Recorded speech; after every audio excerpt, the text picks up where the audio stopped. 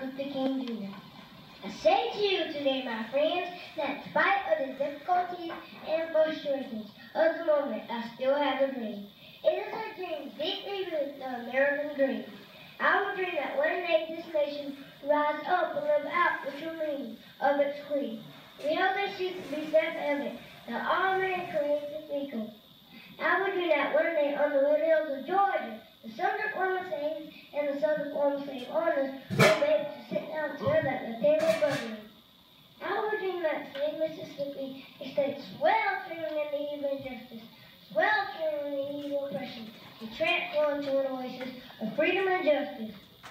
I would dream that my 4 little children will one day live in a nation where they will not be judged by the color of the skin, but by the content of their character.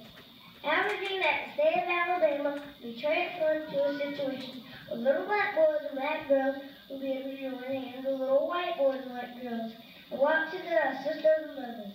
I would dream that every valley shall be exalted, and every mountain and hill shall be made low, and the rough places shall be made plain, and the crooked places shall be made straight, and the glory of the Lord shall be revealed, and every flesh shall see it.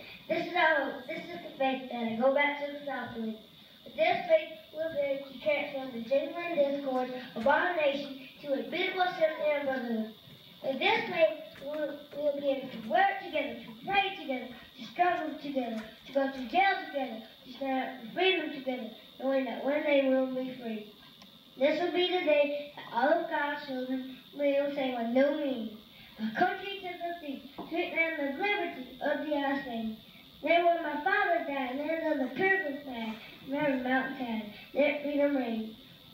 And if America's become a great nation, this must become true. So let freedom reign from the prodigious hilltops of New Hampshire. Let freedom reign from the mighty mountains of New York.